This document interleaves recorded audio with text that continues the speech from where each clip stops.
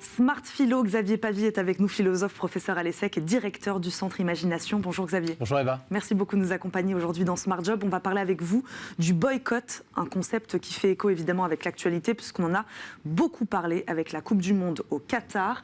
Ma première question, existe-t-il une signification philosophique du boycott?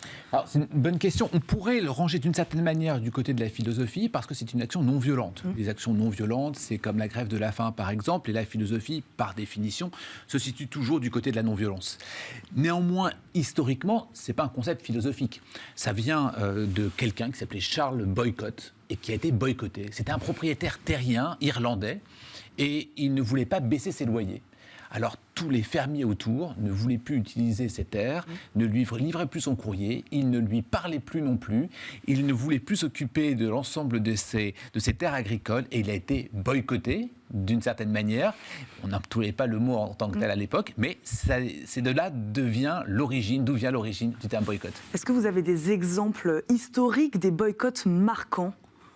Oui, alors, très marquant, il y a 1930, il y a évidemment en Inde, Gandhi qui propose un boycott de l'Empire britannique, des produits de l'Empire britannique. Dans le même ordre d'idée, les grands boycotts très connus, c'est 1955, on a Gandhi, on n'a pas Gandhi cette fois-ci, mais on a Martin Luther King qui vient défendre d'une certaine manière Rosa Parks et qui vont boycotter les bus Montgomery. Et puis on a plus récemment, donc au début du 21e siècle, aux États-Unis, ça a été connu, on a le boycott par les États-Unis encore une fois, cette fois-ci du vin en 2003, puis nous avons eu le foie gras et le roquefort. Et donc ça, ce sont des éléments un peu historiques marquants pour, je dirais, les droits de l'homme, et puis des boycotts aussi de marques ou d'entreprises avec du fromage ou du vin. Des French fries aussi, je crois, qui avaient été boycottés. Est-ce que donc le boycott d'une marque ou d'une entreprise donc est réellement efficace? Ça marche? Alors, c'est compliqué comme question parce que c'est une action politique, le boycott. C'est une action politique et donc on peut vouloir être boycotté. Par exemple, pourquoi nous avons été boycottés en tant que Français? C'est parce que nous avons refusé de prendre part à la guerre en Irak. Et donc à ce titre-là, nous pouvons d'une certaine manière être fiers d'avoir été boycottés. D'un autre côté, si on se met du côté des Américains ou de ceux qui ont subi les conséquences, c'est quand même 110 millions d'euros de pertes pour la filière roquefort, foie gras, qui a eu lieu à ce moment-là. Donc on peut dire que oui, il y a effectivement un succès ou un échec selon la façon avec laquelle on va regarder les choses. Cette dimension-là est importante parce que d'un point de vue économique, le boycott a toujours effectivement quelques effets, oui ou non, est-ce qu'on va pouvoir le mesurer? Par exemple, la question du boycott du travail des Ouïghours en Chine, là il n'y a aucun effet. On peut le boycotter, on peut dire qu'il y a du boycott, mais dans les faits, ça ne se produit pas. Il y a des boycotts plus ou moins utiles. Oui, il y a une question d'utilité, il y a une question d'efficacité et de succès. Alors, qu'est-ce qui va définir le succès d'un boycott? La première chose, il faut que l'événement soit visible et grave. D'accord. La deuxième chose, il faut qu'il y ait des faibles conséquences financières et faibles conséquences psychologiques. Autrement dit, est-ce que je suis capable de substituer ce que je vais boycotter? Et puis le dernier élément qui est important aussi, c'est qu'il faut que ce soit ciblé dans un temps court. Est-ce que le boycott de la Coupe du Monde, puisque c'est ce dont je parlais en préambule de cette émission, est-ce que lui, il est pertinent, par exemple, ce boycott-là? Vous voyez, ça ne rentre pas dans la classification du boycott à proprement parler. Pourquoi? Parce que visible et grave, ça marche. Effectivement, nous avons eu des accidents qui ont été rapportés, des personnes décédées sur les chantiers, donc en effet, un événement visible, grave apparaît. Mais il y a pas que ça. Il y a également quelque chose qui est de l'ordre de la préparation du mondial, de la Coupe du Monde et des stades. C'est à ce moment-là qu'il fallait boycotter. On ne peut pas dire aujourd'hui concrètement, il n'y a plus, et heureusement, il n'y a plus d'accidents. Il n'y a pas de morts sur les chantiers, il n'y a pas de morts dans les stades. Donc on est en train, a posteriori, de vouloir boycotter quelque chose qui a existé. Et du coup, ça ne fonctionne pas très bien. La deuxième chose, Eva, qui est importante, c'est les conséquences psychologiques.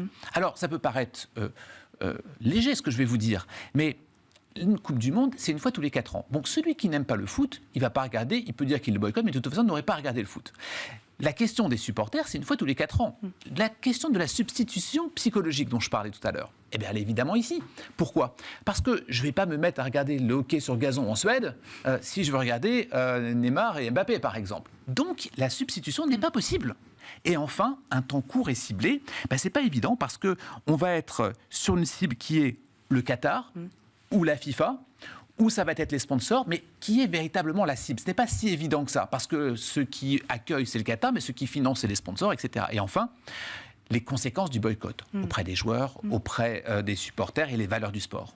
Mais là, je vais faire appel au philosophe que vous êtes, j'en profite. Comment, de ce sentiment collectif, comment transformer ce sentiment collectif en action? C'est ça qui est intéressant avec le boycott. Cette démarche de sentiment collectif que l'on peut avoir en disant on est contre quelque chose, ça se prépare. Et on ne peut pas considérer qu'il y a effectivement un événement grave, un événement a posteriori que tout le monde découvre que maintenant. Autrement dit, nous sommes encore dans une forme de passage à l'émotion, pour le dire avec des termes presque philosophiques, de l'émotion et pas tellement de la rationalité. Et c'est cette dimension-là qui est importante. Qu'est-ce qui est rationnel? Ce qui est rationnel, c'est d'avoir boycotté la Coupe du Monde au moment où c'était en train d'être préparé. C'était un élément rationnel. Aujourd'hui, on est dans l'émotion, parce qu'on voit la façon avec laquelle les stades vont émerger, la façon avec laquelle le public va prendre part. On est sur de l'émotion.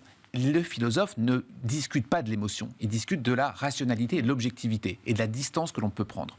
Autrement dit, pour répondre complètement à votre question, Eva, on pourrait s'interroger sur le boycott avant, on pourra s'interroger sur après, la distance que l'on pourrait prendre, par exemple, vis-à-vis du Qatar.